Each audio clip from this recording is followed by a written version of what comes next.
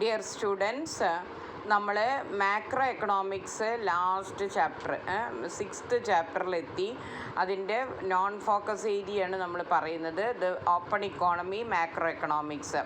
അതിൽ ഈ ഭാഗങ്ങളൊക്കെ ഔട്ട്പുട്ട് മാർക്കറ്റും ഫൈനാൻഷ്യൽ മാർക്കറ്റും ലേബർ മാർക്കറ്റൊക്കെ വഴി നമ്മൾ മറ്റ് രാജ്യങ്ങളുമായിട്ട് ലിങ്കേജസ് ഉണ്ട് എന്നുള്ളതും, പിന്നെ ബാലൻസ് ഓഫ് പേയ്മെൻറ്റ്, അതിൽ കറൻറ്റ് അക്കൗണ്ട് എന്താണ്, അതിൻ്റെ കമ്പോണൻസ്, ഇതൊക്കെ ഇമ്പോർട്ടൻ്റ് ആണ്. കമ്പോണൻസ് ഓഫ് കറൻറ്റ് അക്കൗണ്ട് ഇതൊക്കെ നമ്മൾ, അതുപോലെ ബാലൻസ് ഓഫ് ട്രേഡ് എന്താണെന്നുള്ളതും ഇതൊക്കെ നമുക്ക് എന്തിലുള്ളതാണ്, ഫോക്കസ് ഏരിയയിലുള്ളതാണ്.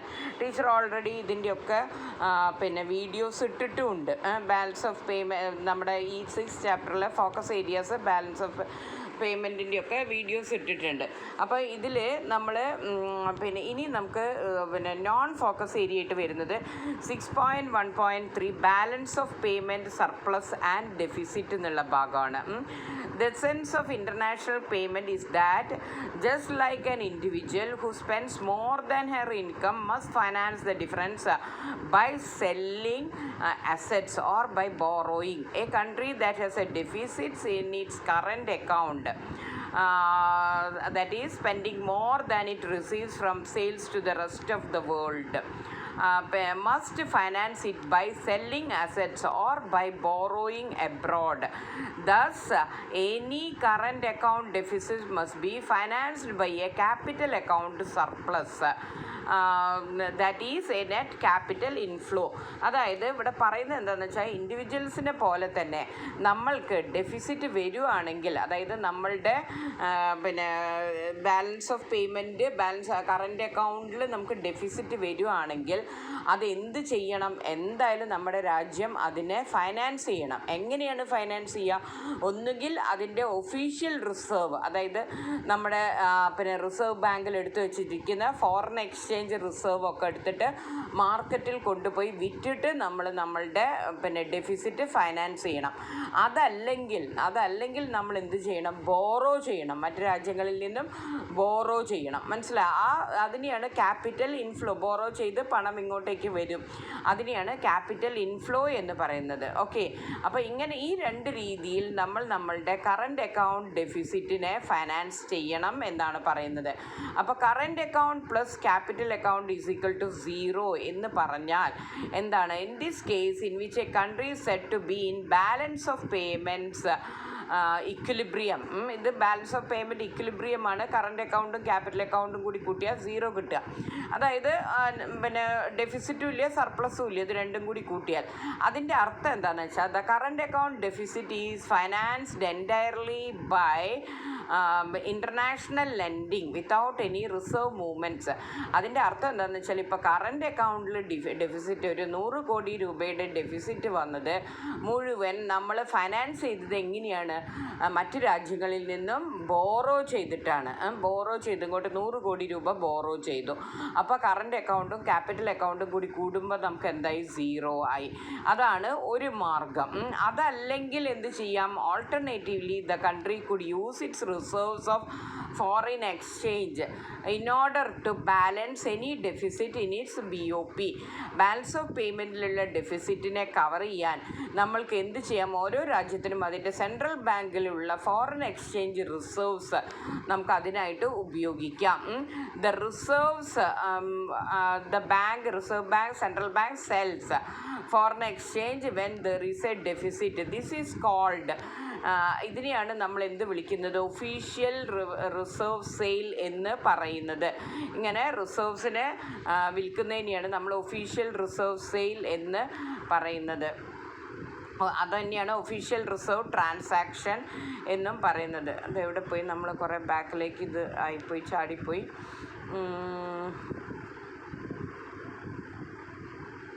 ഒഫീഷ്യൽ റിസർവ് ട്രാൻസാക്ഷൻ എന്ന് പറയുന്നത് ഇവിടെയാണ് നമ്മൾ പറയുന്നത്. Official reserve, this is called official reserve sale. ഇനി പിന്നെ നമ്മളുടെ രാജ്യത്ത് the decrease in official reserve is called the overall balance of payment deficit. നമ്മുടെ ഒഫീഷ്യൽ റിസർവ്സിൽ കുറച്ച് കുറവുണ്ടാവുന്ന എപ്പോഴാണ്? ബാലൻസ് ഓഫ് പേയ്മെൻറ്റ് ഡെഫിസിറ്റ് ഉണ്ടാവുന്നതാണ്. നമ്മുടെ ഒഫീഷ്യൽ റിസർവ്സിൽ ഇൻക്രീസ് ഉണ്ടാവുന്ന എപ്പോഴാണ്? നമുക്ക് balance balance of payment surplus ഉണ്ടാവുമ്പോഴാണ്. The basic premise is that the monetary authorities are the ultimate financiers in any deficits in the balance of payments. അപ്പോൾ നമ്മളുടെ ബാലൻസ് ഓഫ് പേയ്മെൻറ്റിലുള്ള പ്രശ്നങ്ങളൊക്കെ തീർക്കുന്നത്, ഡെഫിസിറ്റ്സ് തീർക്കേണ്ടത് ആരാണ്? രാജ്യത്തിൻ്റെ മോണിറ്ററി അതോറിറ്റി ആയിട്ടുള്ള സെൻട്രൽ ബാങ്കാണ്. അപ്പോൾ ഇവിടെ നിങ്ങൾ രണ്ട് കാര്യം ആലോചിച്ചാൽ മതി. എന്താണ് ആ രണ്ട് കാര്യം? അതായത് ബാലൻസ് ഓഫ് പേയ്മെൻറ്റിൽ ഡെഫിസിറ്റ് ഉണ്ടാവുകയാണെങ്കിൽ അത് രണ്ട് തരത്തിൽ നമ്മൾ ആ ഡെഫിസിറ്റിനെ രാജ്യം ഫൈനാൻസ് ചെയ്യണം. ഒന്ന് ബോറോ ചെയ്യണം. അപ്പോൾ ബോറോ ചെയ്യുമ്പോൾ നമ്മുടെ കറണ്ട് അക്കൗണ്ട് പ്ലസ് ക്യാപിറ്റൽ അക്കൗണ്ടായി എന്തായി മാറും? 0 ആവും. അതല്ലെങ്കിൽ നമ്മൾ എന്ത് ചെയ്യണം? BOP ഡെഫിസിറ്റ് ഉണ്ടാകുമ്പോൾ നമ്മളുടെ സെൻട്രൽ ബാങ്കിൻ്റെ കയ്യിലുള്ള ഫോറിൻ എക്സ്ചേഞ്ച് നമ്മൾ വിറ്റിട്ട് ആ ഡെഫിസിറ്റിനെ ഫൈനാൻസ് ചെയ്യണം. അതിനെയാണ് ഒഫീഷ്യൽ റിസർവ് ട്രാൻസാക്ഷൻ അല്ലെങ്കിൽ ഒഫീഷ്യൽ റിസർവ് സെയിൽ എന്നൊക്കെ പറയുന്നത്. അതിനെയാണ്. ഓക്കെ, അപ്പോൾ ഇത്രയും ഇവിടെ ആലോചിച്ചാൽ മതി. ഇനി ഇവിടെ ഒരു ഹെഡിങ് അതാ കാണുന്നത്, ഓട്ടോണമസ് ആൻഡ് അക്കോമഡേറ്റിംഗ് ട്രാൻസാക്ഷൻ. ഇത് ചോദിക്കാവുന്നതാണ്. നമുക്ക് ഈ ഇതിൻ്റെ ഒരു വെയിറ്റേജ് തന്നിട്ടുണ്ടായിരുന്നു. അപ്പോൾ ആ വെയിറ്റേജിൽ പറയുന്ന നമ്മുടെ 6th ചാപ്റ്ററിൽ നോൺ ഫോക്കസ് ഏരിയയ്ക്ക് എന്തെങ്കിലും മിസ്റ്റേക്ക് ആണോ എന്താണെന്ന് മനസ്സിലായില്ല. 6 മാർക്ക് എന്നൊക്കെയാണ് പറയുന്നത്. അപ്പോൾ ആ 6 മാർക്ക് നോൺ ഫോക്കസ് ഏരിയയിൽ 6th ചാപ്റ്ററിൽ വരിക എന്ന് പറഞ്ഞിട്ടുണ്ടെങ്കിൽ ഈ ഓട്ടോണമസ് ആൻഡ് അക്കോമഡേറ്റിംഗ് ട്രാൻസാക്ഷൻ അതിലൊരു ക്വസ്റ്റ്യൻ വളരെ പ്രധാനമായിട്ടായിരിക്കും. അപ്പോൾ എന്താണ് ഓട്ടോണമസ് ട്രാൻസാക്ഷൻസ് എന്ന് പറയുക? ഓട്ടോണമസ് ട്രാൻസാക്ഷൻസ് എന്ന് പറഞ്ഞിട്ടുണ്ടെങ്കിൽ international economic transactions are called autonomous when transactions are made due to some reason other than to bridge the gap in the balance of payments, that is when they are independent of the changes in the state of balance of payment. അതായത് balance of payment എന്താണെന്ന് നോക്കാതെ അതൊന്നും ഇപ്പം for example നിങ്ങളൊരു individual കമ്പനിയാണ്, ഒരു ഫേമാണ്. ആ firm നിങ്ങൾ ട്രാൻസാക്ഷൻ നടത്തുന്നുണ്ട്. നിങ്ങളുടെ ഉൽപ്പന്നങ്ങൾ ഫോറിൻ കൺട്രീസിലേക്ക് വിൽക്കുന്നുണ്ട്, അല്ലെങ്കിൽ നിങ്ങൾ കുറച്ച് സാധനങ്ങൾ മെഷീനറി അവിടെ നിന്ന് ഇങ്ങോട്ട് വാങ്ങുന്നുണ്ട്. ഈ ട്രാൻസാക്ഷൻസൊക്കെ, ഈ ഇൻ്റർനാഷണൽ ട്രാൻസാക്ഷൻസൊക്കെ എന്തിനെ ബേസ് ചെയ്തിട്ടില്ല? നമ്മുടെ രാജ്യത്തിൻ്റെ BOP എന്താണെന്നൊന്നും നോക്കിയിട്ടല്ല, നമ്മുടെ പ്രോഫിറ്റിന് വേണ്ടിയിട്ടാണ് ചെയ്യുന്നത്. ബാലൻസ് ഓഫ് പേയ്മെൻറ്റിൻ്റെ സ്ഥിതി എന്താണെന്ന് നോക്കിയിട്ടല്ല നമ്മളിതൊന്നും ചെയ്യുന്നത്. അത്തരത്തിലുള്ള ട്രാൻസാക്ഷനെയാണ് നമ്മൾ ഓട്ടോണമസ് ട്രാൻസാക്ഷൻ എന്ന് പറയുന്നത്. ഇനി അക്കോമഡേറ്റിംഗ് ട്രാൻസാക്ഷൻസ് എന്ന് പറഞ്ഞിട്ടുണ്ടെങ്കിൽ അത് നമ്മളുടെ BOP എന്താണെന്ന്, BOP ഡെഫിസിറ്റാണ്. അപ്പോൾ അങ്ങനെ വരാൻ പാടില്ല. അപ്പം നമ്മൾ എന്ത് ചെയ്യുന്നത്? സെൻട്രൽ ബാങ്ക് അല്ലെങ്കിൽ നമ്മുടെ മോണിറ്ററി അതോറിറ്റി, അതുമല്ലെങ്കിൽ നമ്മുടെ രാജ്യം മറ്റു രാജ്യങ്ങളിൽ നിന്നും കടം വാങ്ങുന്നു, ക്യാപിറ്റൽ ഇൻഫ്ലോ ഉണ്ടാകുന്നു. അത് അക്കോമഡേറ്റിംഗ് ട്രാൻസാക്ഷനാണ്.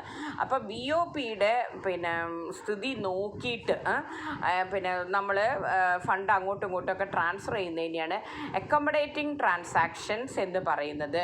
അപ്പോൾ അക്കോമഡേറ്റിംഗ് ട്രാൻസാക്ഷൻ അതിൻ്റെ വേറൊരു പേരാണ് ബിലോ ദ ലൈൻ. മറ്റേതിൻ്റെ ഓട്ടോണമസ് ട്രാൻസാക്ഷൻ്റെ വേറൊരു പേരാണ് എബവ് ദ ലൈൻ. ഇതൊരു ക്വസ്റ്റ്യനായിട്ട് നമുക്ക് ചോദിക്കാവുന്നതാണ്. അപ്പോൾ accommodating transactions or below the line transactions on the other hand are determined by the gap in the balance of payment.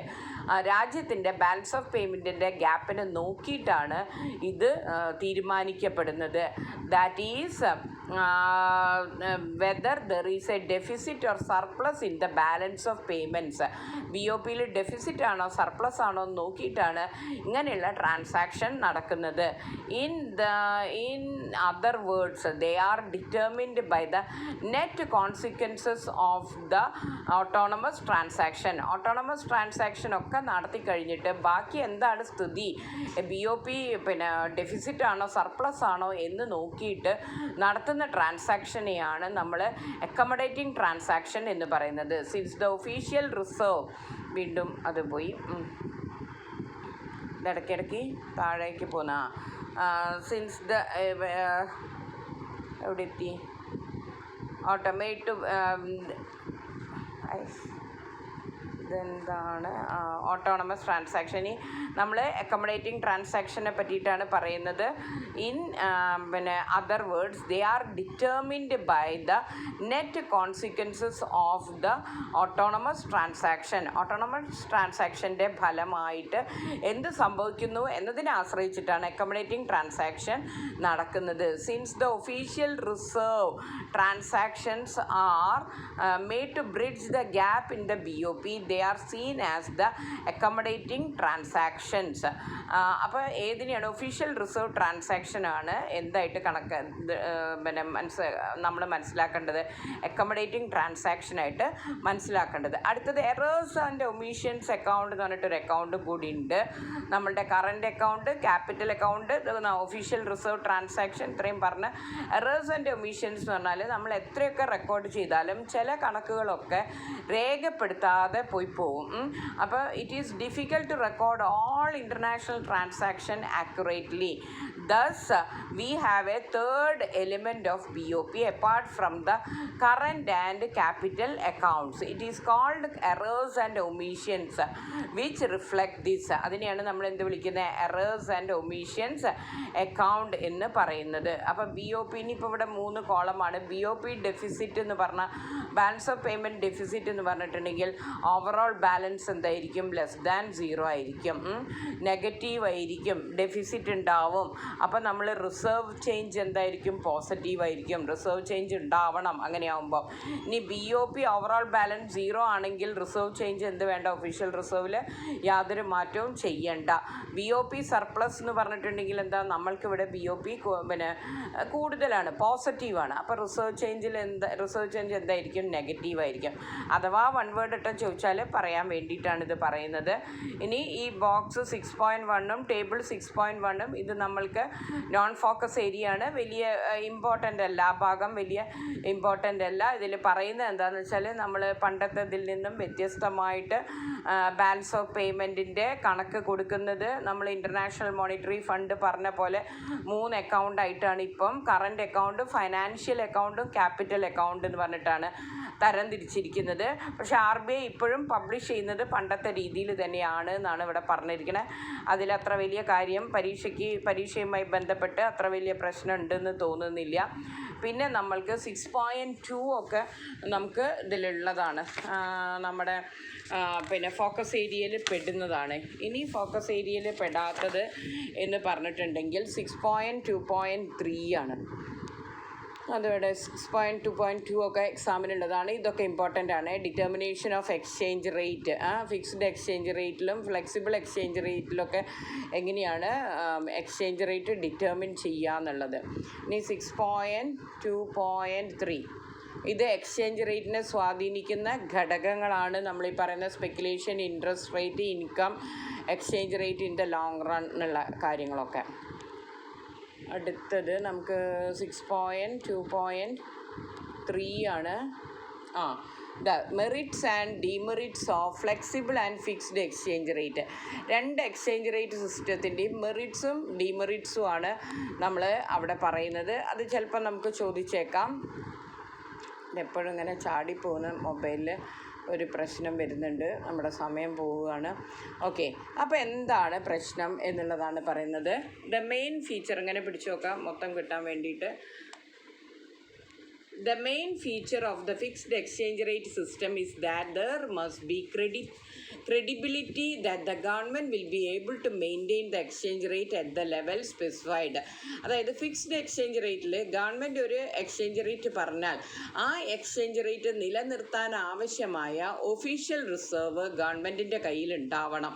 Official reserve ട്രാൻസാക്ഷനിലൂടെ മാത്രമേ ആ എക്സ്ചേഞ്ച് റേറ്റ് നിലനിർത്താൻ പറ്റുകയുള്ളൂ. അങ്ങനെ നിലനിർത്താൻ പറ്റുന്നില്ലെങ്കിൽ അവിടെ എന്താ സംഭവിക്കുകയെന്ന് വെച്ചാൽ ജനങ്ങൾക്ക് ഈ കറൻസിയിലുള്ള വിശ്വാസം നഷ്ടപ്പെടുകയും അവർ മറ്റ് കറൻസികൾ വാങ്ങിക്കൂട്ടാൻ, ഫോറിൻ കറൻസിയൊക്കെ വാങ്ങിക്കൂട്ടാൻ തുടങ്ങുകയും ചെയ്യും. Often if there is A deficit in BOP in a fixed exchange rate system, governments will have to intervene to take care of the gap by using its official reserves. If people knew that the amount of reserves is inadequate, they would begin to doubt the ability of the government to maintain the fixed rate. ആ fixed rate നിലനിർത്താൻ ഗവൺമെൻറ്റിന് കഴിയുമോ എന്ന സംശയം ഉണ്ടാവും. This may give rise to the speculation of devaluation. അപ്പോൾ ആൾക്കാർ വിചാരിക്കും ഇപ്പം നമ്മുടെ രൂപയുടെ മൂല്യം കുറയാൻ പോവുകയാണ് എന്ന്. When this belief translates into the aggressive buying of one currency thereby forcing the government to devalue. അപ്പോൾ എന്താ ഉണ്ടാവുക, ആളുകൾ പൈസക്കാർ അവരുടെ പണം മുഴുവൻ മറ്റ് കറൻസിയുടെ ഫോറിൻ എക്സ്ചേഞ്ച് ആയിട്ട് സൂക്ഷിക്കാൻ വേണ്ടിയിട്ട് അല്ലെങ്കിൽ മറ്റ് കറൻസി വാങ്ങാൻ വേണ്ടിയിട്ട് തുടങ്ങും. ഇത് എന്തിലേക്ക് നയിക്കും അവസാനം? ഇത് യഥാർത്ഥത്തിൽ നമ്മുടെ കറൻസി ഡിവാല്യൂ ചെയ്യേണ്ട ഒരു സ്ഥിതിയിലേക്ക് നയിക്കും. Fixed exchange rates are prone to these kinds of attacks. അപ്പോൾ ഫിക്സ്ഡ് എക്സ്ചേഞ്ച് റേറ്റിൽ ഇങ്ങനെയുള്ള ചില ആക്രമണങ്ങൾ നമ്മൾക്ക് മുൻകൂട്ടി കാണേണ്ടതുണ്ട്. As has been witnessed in the prior period before the collapse of the Bretton Wood system. അപ്പോൾ ഇത് ബ്രിട്ടൻ വുഡ് സിസ്റ്റത്തിൻ്റെ കൊളാപ്സിന് മുമ്പ് ഇങ്ങനെയുള്ള ചില പ്രശ്നങ്ങളൊക്കെ നമ്മൾ കണ്ടിട്ടുണ്ട്. ഇനി the flexible exchange rate system gives the government more flexibility. Flexible ആകുമ്പോൾ നമ്മൾ അങ്ങനെ പേടിക്കേണ്ട ആവശ്യമില്ല. കാരണം മാർക്കറ്റിലുള്ള മൂവ്മെൻറ്റിനനുസരിച്ച് നമ്മുടെ കറൻസിയുടെ മൂല്യം, ഇൻ്റർനാഷണൽ മാർക്കറ്റിലുള്ള മൂവ്മെൻറ്റിനനുസരിച്ച് നമ്മുടെ കറൻസിയുടെ മൂല്യം കൂടുകയും കുറയുകയും ചെയ്തുകൊണ്ടിരിക്കും. അപ്പോൾ അവിടെ ഒഫീഷ്യൽ റിസർവ് കൊടുത്തിട്ട് നമ്മുടെ കറൻസി ഇങ്ങോട്ട് വാങ്ങേണ്ട അങ്ങനത്തെ പ്രശ്നങ്ങളൊന്നും അവിടെ ഉദിക്കുന്നില്ല. And they do not need to maintain large stocks of foreign exchange reserves. അപ്പോൾ നമ്മുടെ ഇവിടെ ഒരുപാട് ഫോറിൻ എക്സ്ചേഞ്ച് റിസർവ് സൂക്ഷിക്കേണ്ട ആവശ്യമൊന്നും വരുന്നില്ല. The major advantage of flexible exchange rate is that movements in the exchange rate automatically take care of the surplus and deficits in the BOP. ആ international മാർക്കറ്റിലുള്ള നമ്മുടെ രാജ്യത്തിൻ്റെ എക്സ്പോർട്ട് ഇമ്പോർട്ടിൻ്റെയൊക്കെ അടിസ്ഥാനത്തിൽ കറൻസിയുടെ മൂല്യം ഓട്ടോമാറ്റിക്കായിട്ട് തന്നെ നിശ്ചയിക്കപ്പെടും. അവിടെ സെൻട്രൽ ബാങ്കോ അല്ലെങ്കിൽ മോണിറ്ററി അതോറിറ്റിയോ അത് എപ്പോഴും മെയിൻറ്റെയിൻ ചെയ്യാൻ വേണ്ടിയിട്ട് ഒഫീഷ്യൽ റിസർവ് അങ്ങോട്ടും ഇങ്ങോട്ടും കൊടുത്തയക്കേണ്ട ആവശ്യമൊന്നും വരുന്നില്ല.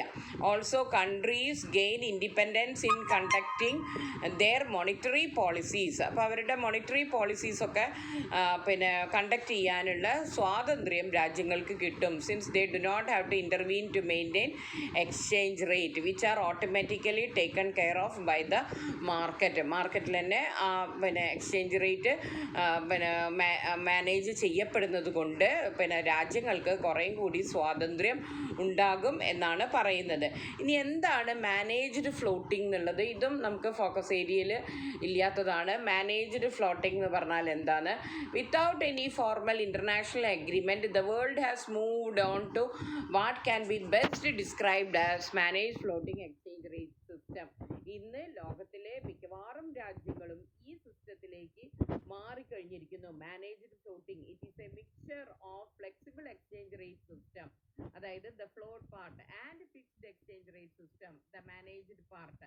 അപ്പോൾ ഇതൊരു എന്താ പറയുക, ഒരു സമ്മിശ്രമായിട്ട് ഫ്ലെക്സിബിൾ എക്സ്ചേഞ്ച് റേറ്റ് സിസ്റ്റത്തിൻ്റെയും ഫിക്സ്ഡ് എക്സ്ചേഞ്ച് റേറ്റ് സിസ്റ്റത്തിൻ്റെയും ഒരു മിശ്രിതമാണ് മാനേജ്ഡ് ഫ്ലോട്ടിംഗ് എന്ന് പറഞ്ഞാൽ. അതായത് അവിടെ ഗവൺമെൻറ് അല്ലെങ്കിൽ മോണിറ്ററി അതോറിറ്റി നമ്മുടെ കറൻസിയുടെ മൂല്യം കൂടുന്നതും കുറയുന്നതും ഇൻ്റർനാഷണൽ മാർക്കറ്റിൽ അനുസരിച്ച് കൂടുന്നതും കുറയുന്നതും ഒക്കെ നോക്കിക്കൊണ്ട് നിൽക്കും. ചില സമയത്ത് വല്ലാതെ കൂടുകയോ വല്ലാതെ കുറയുകയോ ചെയ്യുകയാണ് എന്ന് തോന്നുമ്പോൾ മാത്രം നമ്മുടെ മോണിറ്ററി അതോറിറ്റി അവിടെ ഇടപെട്ടിട്ട് കറൻസിയുടെ മൂല്യം നിലനിർത്താൻ വേണ്ടിയിട്ട് ഇനി ഒഫീഷ്യൽ റിസർവ് ട്രാൻസാക്ഷനൊക്കെ നടത്തും. അത്തരത്തിലുള്ള സിസ്റ്റത്തെയാണ് നമ്മൾ എന്ത് വിളിക്കുന്നത്? Managed floating. ഇപ്പം ലോകത്തിലുള്ള ഭൂരിഭാഗം രാജ്യങ്ങളിലും ഏത് സിസ്റ്റമാണ് നിലനിൽക്കുന്നത്? മാനേജ്ഡ് ഫ്ലോട്ടിംഗ് സിസ്റ്റമാണ് നിലനിൽക്കുന്നത്.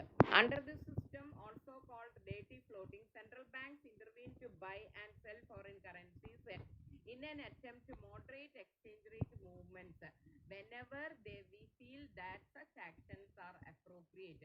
അത്തരത്തിലുള്ള ആക്ഷൻസ് വേണമെന്ന് തോന്നുമ്പോൾ മാത്രം. Official reserve transactions R therefore not equal to 0.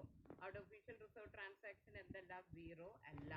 ഇനി നമുക്ക് ഈ കുറച്ചൊരു ഹിസ്റ്ററി ഭാഗമാണ്. Exchange rate management the international experience. ആ ഭാഗത്തു നിന്നൊന്നും ഇതുവരെ ക്വസ്റ്റ്യൻസ് ഒന്നും വന്നിട്ടില്ല. ഒരു കാര്യം മാത്രം നോക്കുക. എന്താണ്? നമ്മുടെ the Bretton Wood conference 1944 Bretton Wood conference ഉണ്ടായി എന്നുള്ളൊരു ക്വസ്റ്റ്യൻ വൺ വേർഡായിട്ട് ചോദിക്കാം. അപ്പോൾ ഇത്രയാണ് നമ്മുടെ macro economics non focus area.